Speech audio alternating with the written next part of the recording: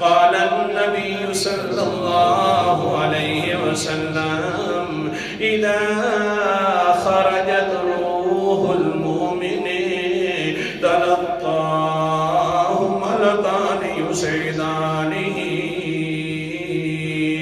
اللہ اکبر کبیرہ. لمبی حدیث ساتھ میں نبی کرتا جاؤں گا. جس وقت مومن انسان کی روح کو قبض کر دیا جاتا ہے فرشتے دو اس کے استقبال کے طور پر آ جاتے ہیں. اسرائیل صاحب ہمیں دے دے روح, ہم اللہ کے پاس لے کر. اللہ تعالیٰ کے قرآن مقدس کی تفسیر کر رہا ہوں حدیث سے, بس یہی ہمارا قصور ہے, اپنی بات کی. فرشتے آ جاتے ہیں دو.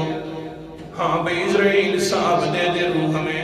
دو فرشتے لے کر اسمانوں پہ چڑھنے جاتے ہیں. اللہ اکبر کبیرہ. جب اسمانوں پر جاتے ہیں تو پھر کیا ہوتا ہے؟ حضور صلی اللہ علیہ وسلم نے فرمایا, حضرت حبار اس کے راوی ہیں کہتے ہیں جس وقت انسان کی روح نکلتی ہے ایسی خوشبو آتی ہے سبحان اللہ, مشک سے بھی زیادہ اچھی خوشبو. اللہ ایسی موت عطا فرمائے. مشک سے بھی زیادہ اچھی خوشبو مومن انسان کی آتی ہے. فرشتے لے کر چلے جاتے ہیں. اللہ اکبر کبیرہ. ہاں آسمانوں کے اوپر لے کر جب جاتے ہیں تو فیقول اہل السماء, فرشتے آسمانوں والے کہنا شروع کر دیتے ہیں صلی اللہ علیک وعلی جسدک کنت تأمرین. اوپر والے فرشتے آسمانوں والے کہتے ہیں رحمتے ہو وہ روح تیرے اوپر.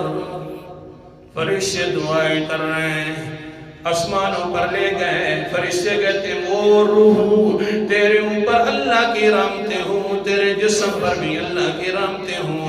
تو روح نے اپنے جسم کو بڑا آباد کیا تھا, اللہ تعالیٰ کے حکموں کے اندر اس کو چلاتی رہی ہوں.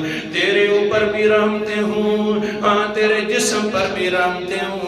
پھر یہ روح کیا کرتی ہے؟ اللہ اکبر کبیرہ. فَيُنْطَلَقُ بِهِ إِلَىٰ رَبِّهِ عَزَّ وَجَلَّ. یہ پھر اور مزید اسمانوں سے اوپر چلی جاتی ہے رب کریم کے پاس. اعلان ہوتا ہے فَيُقَالَ انطَلِقُوا بِهِ إِلَىٰ آخِرِ الْعَجَلِ. اس کو جلدی کرو, ایک خاص وقت تک ایک خاص مقام میں پہنچا دو. نہیں سمجھ آئی؟ اس کو ایک خاص وقت تک خاص مقام میں پہنچا دو. یہی تو مقام قبر ہے اس روح